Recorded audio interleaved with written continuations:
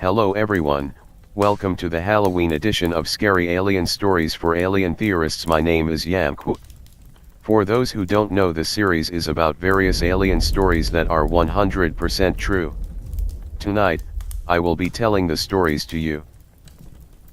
Tonight's episode off, we will be telling the tale of a group of students who wish for their identities to remain a secret, and their scary alien story that they have gone over and recalled for us today. This story is most commonly known as the Halloween Floaters story.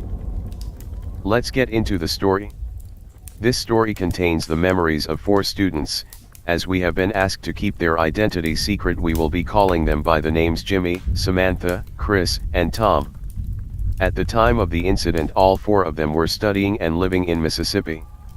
All of the victims say that nothing strange had been happening prior or after the incident, but they all retell the exact same incidents of the story. Now that we understand the scene, we can get to the night of the sighting.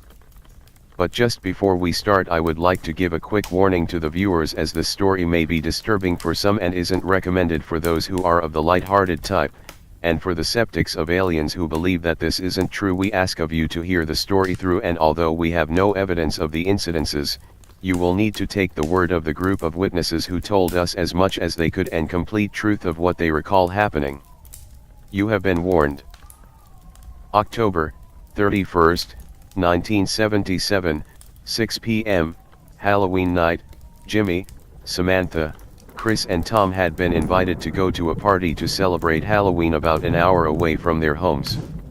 They left at 6 p.m. and met at the train station closest to them. On the night for the party, Jimmy had been dressed as a scarecrow, Samantha and Chris both had gone as aliens, and Tom had gone as a bird. This is where the story begins. 6:34 p.m., the train that they were traveling on suddenly made an emergency stop. The lights in the cabin shut off, and due to it being nighttime, no one could see. Suddenly a bright white light flashes quickly and the train continued as if nothing had happened. Jimmy and Tom could no longer find where the others went. Thinking that something must have happened when the train stopped, they immediately pressed the emergency button to call the driver to stop, but received no response back from the driver, and the train continued at normal. 7:16 p.m., the train arrived at the spot where it was meant to, delayed by the incident that had just happened.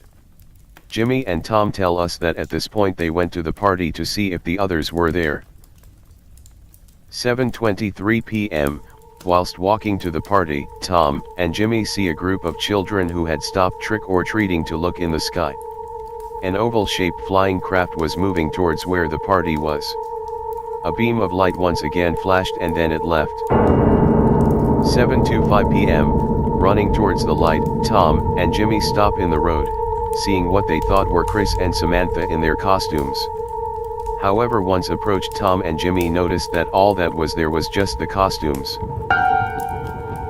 7:30 p.m., Tom and Jimmy run to the party and see Chris and Samantha at the front door of the house.